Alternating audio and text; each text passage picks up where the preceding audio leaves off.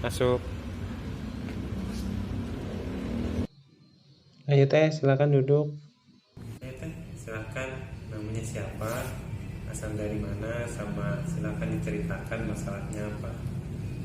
Nama saya umur saya 20 tahun, asal dari Cilegon.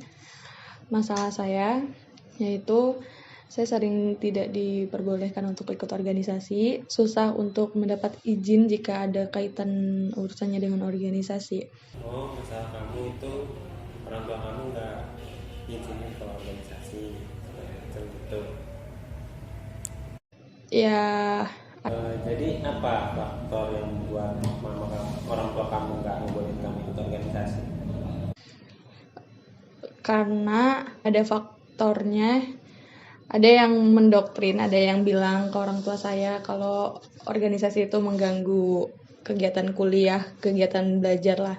Terus habis itu, jadi dari situ orang setiap saya ikut organisasi pasti nggak dibolehin.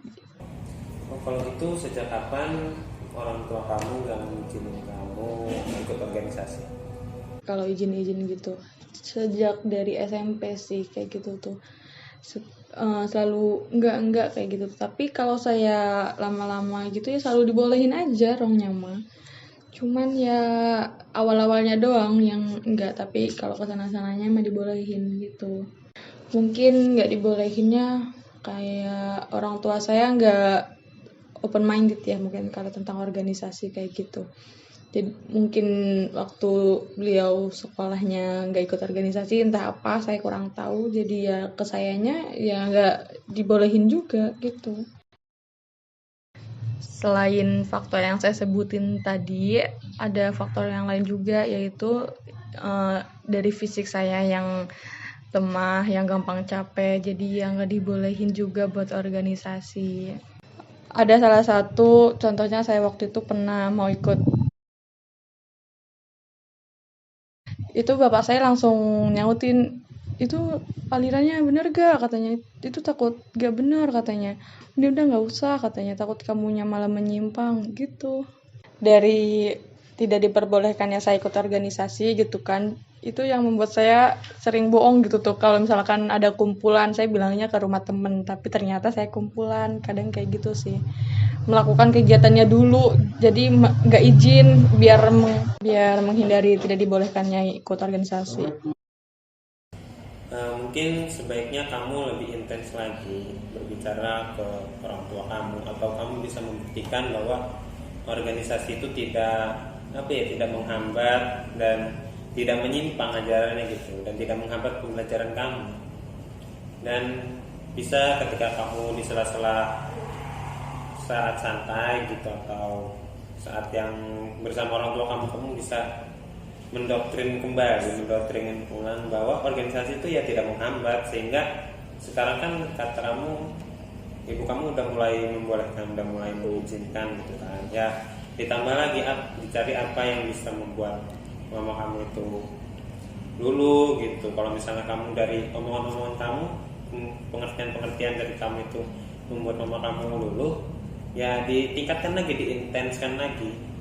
Ya mungkin cukup nih konseling kali ini, kamu bisa membuktikan itu di rumah. Dan mungkin karena konseling ini tidak bisa dilakukan hanya satu kali, nanti biar saya tahu perkembangan Anda ke depannya gimana, mungkin kita bisa terjadwal lagi minggu depan ke sini, bisa masih tetap sama saya, boleh kesini lagi ya. Mungkin terima kasih, segitu saja.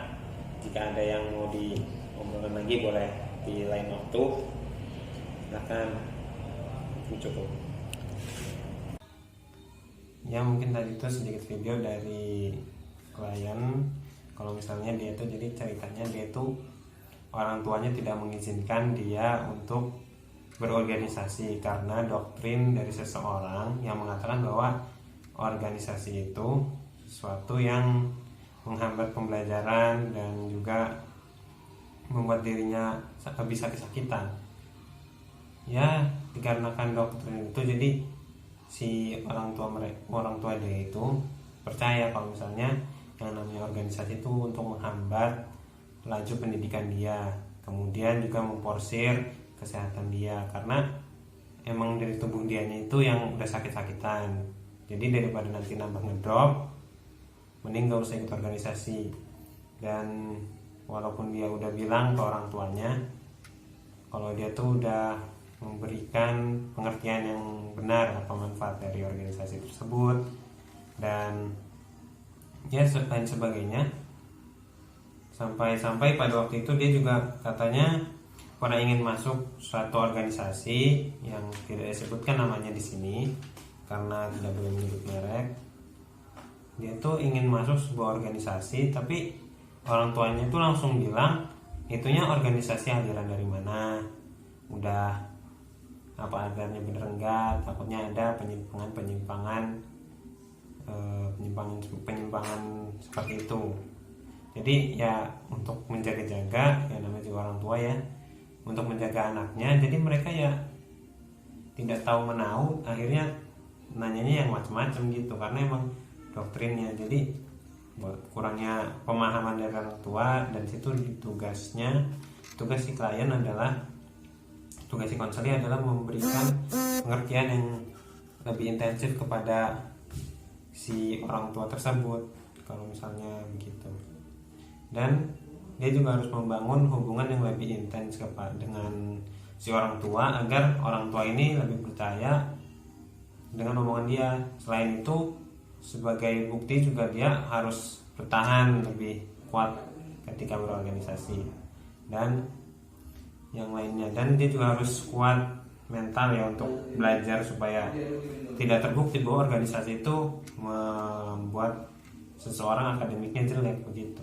Jika masalah yang berbohong tadi, ya itu sebenarnya tidak baik ya untuk si klien. Tapi ya mau gimana lagi, ketika dia ada urusan di organisasi kan emang begitu, dan jalan keluarnya dia harus berbohong mungkin. Tapi sebenarnya itu harusnya lebih terbuka dengan orang tuanya.